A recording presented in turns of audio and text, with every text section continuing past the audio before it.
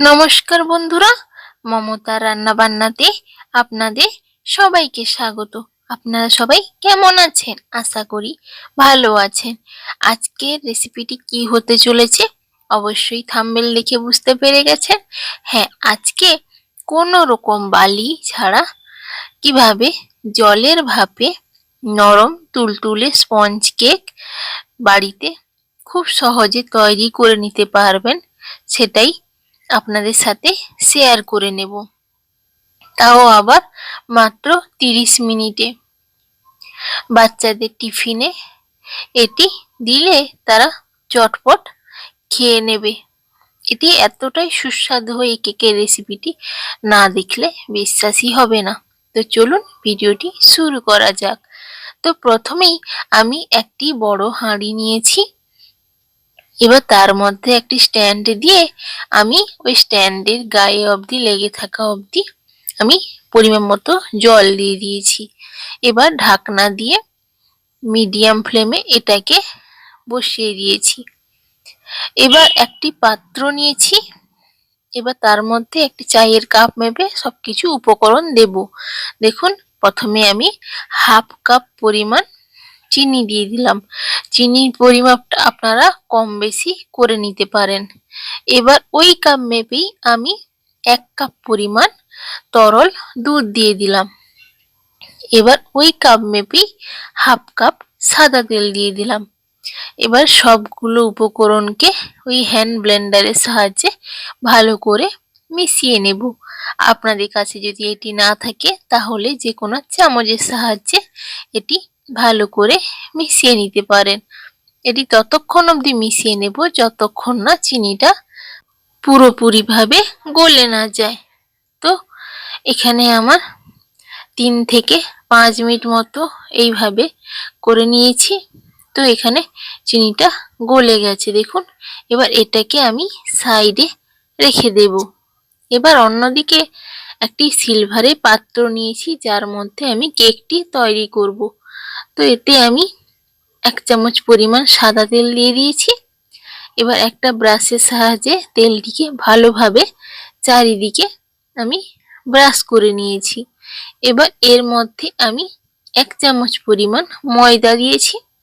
এবার চারিদিকে এইভাবে কোটিং করে নেব যাতে কেক তৈরিতে এটি পাত্রে লেগে না যায়, খুব সহজে বেরিয়ে আসবে এইভাবে কোটিং করে নিলে। বাদ বাকি যে ময়দাটা ছিল ওটাকে আমি বের করে নিয়েছি। এবার এটা রেডি হয়ে গেছে। এবার এদিকে এটার মধ্যে আমি 1.5 কাপ পরিমাণ ময়দা দিয়ে দেব ওই কাপ মেপেই। প্রথমে 1 কাপ দিয়েছি, 1 কাপের হাফ কাপ দিয়ে দিলাম। এবার ওই হ্যান্ড ব্লেন্ডারের সাহায্যে ভালো করে আমি মিশিয়ে নেব। এবার মেশাতে মেশাতে যদি ব্যাটারটি ঘন মনে হয় তাহলে অল্প পরিমাণ দুধ দিয়ে এটিকে আবারও ভালো করে ফিটিয়ে মিশিয়ে নেব। ব্যাটারটি এমন ঘনত্বে রাখতে হবে না বেশি ঘন আর না বেশি পাতলা মনে হয়। তো এখন আমি এর মধ্যে 1 চিমটি পরিমাণ লবণ দিয়ে দিলাম যাতে মিষ্টির ব্যালেন্সটা ঠিক হয়ে যায়। এবার এতে আমি হাফ চামচ পরিমাণ বেকিং পাউডার দিয়ে দিলাম যাতে কেকটি ভালোভাবে ফুলে ওঠে। তো এখানে আমি ভালোভাবে সবটা উপকরণ মিশিয়ে নিয়েছি। এবার ঘনত্বটা কেমন হয়েছে আপনাদের দেখে বোঝাচ্ছি। দেখুন, এই রকম কিন্তু রাখতে হবে। বুঝতেই পাচ্ছেন কেমন হয়েছে। এবার এটিকে ওই যে পাত্রটি তৈরি করে রেখেছিলাম ওর মধ্যে আমি ঢেলে দিলাম। এবার একটু ঝাঁকিয়ে নেব। এবার আগে থেকে যে ওই জলটা গরম করতে বসিয়ে দিয়েছিলাম, জলটা ভালোভাবে গরম হয়ে গেছে। এবার এর মধ্যে পাত্রটিকে বসিয়ে দিয়ে ঢাকা দিয়ে দেব 25 থেকে 30 মিনিটের জন্য। আর গ্যাসটিকে মিডিয়াম ফ্লেমে রাখতে হবে, বেশি হাইতে করা যাবে না। এবার 10-15 মিনিট অন্তর ঢাকনাটি খুলে দেখে নেবেন যে জলটা শুকিয়ে গেছে কিনা। যদি জলটা না শুকোয় তাহলে দেওয়ার প্রয়োজন নেই জল। আমি যতটুকু পরিমাণ জল দিয়েছি আশা করি কেকটি ভালোভাবে হয়ে যাবে। একটু বেশি করে জল দিয়ে দেবেন, দেখবেন আর পরে জল দেওয়ার প্রয়োজন নেই।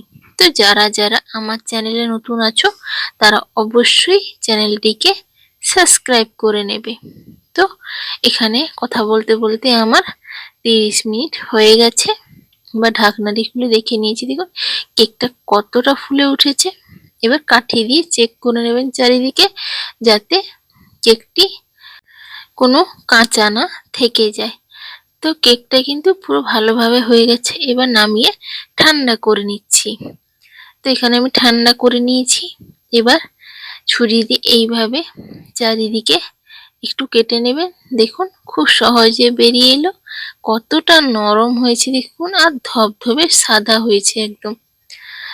কতটা নরম দেখেই বুঝতে পারছেন। এবার কেটে দেখাচ্ছি, দেখুন ভেতরেরটা, সেটাও কতটা স্পঞ্জি হয়েছে। এইভাবে বাড়িতে বানিয়ে দেখতে পারেন, খুবই সুন্দর আর সুস্বাদু হয় খেতে। দেখুন কতটা নরম আর স্পঞ্জি হয়েছে। তো কেমন লাগলো আজকের এই কেকের রেসিপিটি? ভিডিওটি যদি ভালো লেগে থাকে অবশ্যই চ্যানেলটিকে সাবস্ক্রাইব করতে কিন্তু ভুলে যাবেন না। আর এই রকম রেসিপি পেতে গেলে কমেন্ট করে জানাবেন, আর ভিডিওটির জন্য একটি লাইক করে দেবেন। তো সবাই ভালো থাকবেন, সুস্থ থাকবেন। আজকের জন্য টাটা, দেখা হবে আবারও একটি ভিডিওতে।